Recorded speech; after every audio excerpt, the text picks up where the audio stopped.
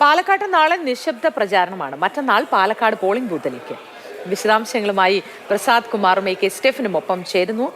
പ്രസാദ് ഏട്ടാ, പാലക്കാട് അങ്ങനെ ഒരു ദിവസത്തിന് ശേഷം പോളിംഗ് ബൂത്തിലേക്ക് എത്തുകയാണ്. എന്താണ് ഏറ്റവും പുതിയ വിവരങ്ങൾ? എങ്ങനെ നടക്കുന്നു ഇന്നത്തെ കലാശക്കൊട്ടിന്റെ തയ്യാറെടുപ്പുകളും ഓട്ടവും?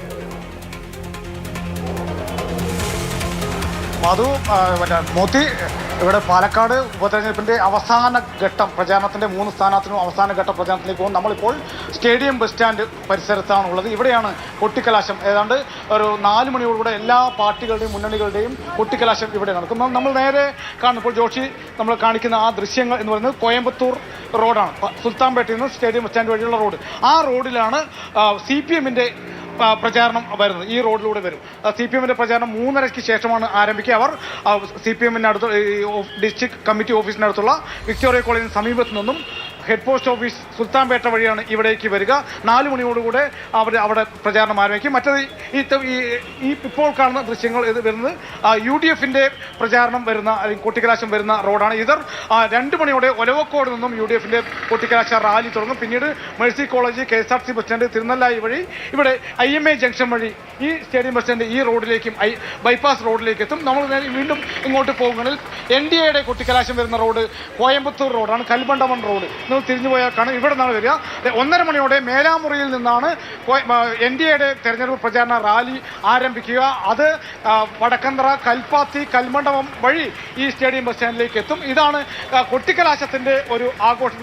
നമുക്ക് അഭിലാഷ് മോഹൻ കൂടെ നമ്മളോടൊപ്പം ചേർന്ന്. അഭിലാഷ്, നമ്മൾ രാവിലെയൊക്കെ ചർച്ച ചെയ്താണ് പ്രേക്ഷകരും കേട്ടിട്ടുണ്ടെങ്കിലും നമ്മളിപ്പോൾ വലിയൊരു ഉപതെരഞ്ഞെടുപ്പിന്റെ ഏറ്റവും വലിയ ആഘോഷം എന്ന് പറയുന്നത് കൊട്ടിക്കലാശമാണ്. അപ്പോൾ ആ കൊട്ടിക്കലാശത്തിലേക്ക് പാലക്കാട് ഉപതെരഞ്ഞെടുപ്പാണ് ഈ തെരഞ്ഞെടുപ്പുകളിലെ ഏറ്റവും വലിയ ആഘോഷം എന്ന് പറയുന്നത്. ഇപ്പോൾ അഭിലാഷ് ചർച്ചകൾ നയിക്കുന്നു, ആൾക്കാരെ കാണുന്നു.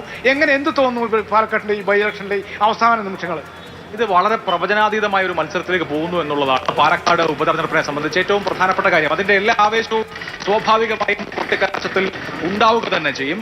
3 മുന്നണികളും ഇവിടെ ബസ് സ്റ്റാൻഡിൽ പരസ്പരം അഭിമുഖമായിട്ട് കേന്ദ്രീകൃതമായ കൊട്ടിക്കലാശമാണ് പ്ലാൻ ചെയ്തിരിക്കുന്നത്. നിരവധി രാഷ്ട്രീയ വിഷയങ്ങൾ ഇതിനോടകം ചർച്ചയായി. ഏറ്റവും ആദ്യം പാലക്കാട് ഉപതെരഞ്ഞെടുപ്പിലെ ട്വിസ്റ്റ് P. സരിന്റെ CPM പ്രവേശമായിരുന്നു എങ്കിൽ അതിൽ ഏറ്റവും ഒടുവിൽ എത്തി നിൽക്കുന്നത് സന്ദീപ് വാര്യരുടെ കോൺഗ്രസ് പ്രവേശത്തിലാണ്. അങ്ങനെ ധാരാളം ട്വിസ്റ്റുകൾ, കൂറുമാറ്റങ്ങൾ, കോൺഗ്രസ് പാർട്ടിയിലെ അതൃപ്തി, ചില സ്ട്രാറ്റജിക് മിസ്റ്റേക്കുകൾ, ഇങ്ങനെ പലത് കണ്ട ഉപതെരഞ്ഞെടുപ്പാണ്. ഇവിടെ ശക്തമായ ഒരു ത്രികോണ മത്സരം നടക്കുന്നു.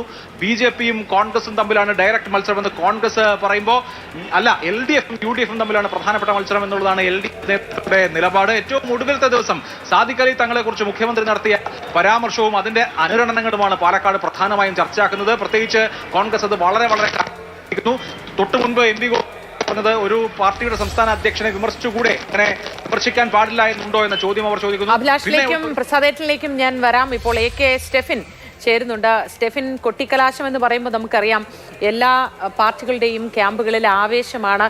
വളരെ ആവേശത്തിൽ ജനങ്ങളെ കൊണ്ടുചെന്ന് എത്തിച്ച് അവസാനവട്ട തീരുമാനമെടുപ്പിക്കാനുള്ള ഒരു പ്രേരണ കൂടിയാണ്. എങ്ങനെയുണ്ട് അവിടുത്തെ ഇപ്പോഴത്തെ അവസ്ഥ? മോദി, ഏതായാലും 3 മുന്നണികളെ സംബന്ധിച്ചിടത്തോളം ഇതൊരു അഭിമാന പോരാട്ടമാണ്. അതുകൊണ്ട് തന്നെ ആ ഒരു ആവേശം നമുക്ക് എല്ലാ മുന്നണികളിലും അവർ നടത്തുന്ന പ്രചാരണ പരിപാടികളിലൊക്കെ തന്നെ കാണാം. ഇന്നലെ അടക്കം നടന്ന കോൺഗ്രസിന്റെ ഒരു രാത്രിയിൽ നടന്നൊരു വാഹന പ്രചാരണം ഉണ്ടായിരുന്നു. അതിനുശേഷം നടന്ന യൂത്ത് കോൺഗ്രസിന്റെ പരിപാടികൾ ഉണ്ടായിരുന്നു. DYFIയും അതോടൊപ്പം തന്നെ മറ്റ് ഇടത് യുവജന സംഘടനകൾ നടത്തിയ പരിപാടി എല്ലാം തന്നെ വലിയ ആവേശത്തിലാണ് ഉള്ളത്. BJPയെ സംബന്ധിച്ച് പറയുകയാണെങ്കിൽ ഇങ്ങനെ പൊതുവെ ഒരു പരസ്യമായി ഒരു വലിയ ഒരു ആവേശത്തിലേക്ക് പോകുന്നില്ല എങ്കിൽ പോലും അവർ അവകാശപ്പെടുന്നത് അവരുടെ അടിത്തറയായിട്ടുള്ള വോട്ടുകൾ സമാഹരിക്കുന്നതിന് വേണ്ടിയുള്ള ഏറ്റവും ഫലപ്രദമായ ശ്രമം BJPയുടെ ഭാഗത്തു നിന്നും ഉണ്ടാകുന്നുണ്ട്. അത് ഇന്ന് നമ്മൾ കണ്ടതാണ്. വലിയ ഒരു എന്താ പറയുക, ഒരു വലിയൊരു ആവേശം നിറഞ്ഞ ഒരു പ്രചാരണ രീതി ഒന്നും തന്നെ BJP അവലംബിച്ചില്ല എങ്കിൽ പോലും അവരുടെ പോക്കറ്റുകളിലേക്ക്, അവരുടെ പാർട്ടി കേന്ദ്രങ്ങളിലേക്ക് കൂടുതൽ സജീവമായി ഇറങ്ങിക്കൊണ്ടൊരു പ്രചാരണ രീതിയാണ് ഇന്നും കഴിഞ്ഞ ദിവസങ്ങളിലുമൊക്കെ തന്നെ കൃഷ്ണകുമാർ പുലർത്തിയിരുന്നത്. ഏതായാലും ആ ആവേശമെല്ലാം തന്നെ ഇന്ന് കൊട്ടിക്കലാശത്തിലേക്ക് എത്തും എന്നതിൽ സംശയമില്ല. കാരണം സന്ദീപ് വാര്യർ കോൺഗ്രസിലേക്ക് എത്തിയതോടുകൂടി കോൺഗ്രസ് പറയുന്നു ഒരു വലിയ ആവേശം UDF ക്യാമ്പിനെ സംബന്ധിച്ചിടത്തോളം ഉണ്ട് എന്ന്. എന്നാൽ അവിടെ BJP അവകാശപ്പെടുന്നത് സന്ദീപ് വാര്യർ പോയതോടുകൂടി പിണങ്ങി നിന്ന മറ്റ് BJP നേതാക്കൾ അല്ലെങ്കിൽ NDA നേതാക്കളൊക്കെ തന്നെ ഇപ്പോൾ സജീവമായി ഊർജ്ജസ്വലമായി BJPക്ക് വേണ്ടി കൃഷ്ണകുമാറിന് വേണ്ടി വോട്ട് പിടിക്കാൻ ഇറങ്ങുന്ന ഒരു സാഹചര്യമുണ്ട്. ഇടത് സ്ഥാനാർത്ഥിയും അതോടൊപ്പം തന്നെ ഇടത് നേതാക്കളും അവകാശപ്പെടുന്നത് അവരുടെ ഒരു വലിയ ജയമാണ്. അതുകൊണ്ട് തന്നെ ഒരിക്കലും പ്രവചിക്കാൻ കഴിയാത്ത തരത്തിലെ ഒരു മത്സരമായി പാലക്കാട് മാറുകയാണ്.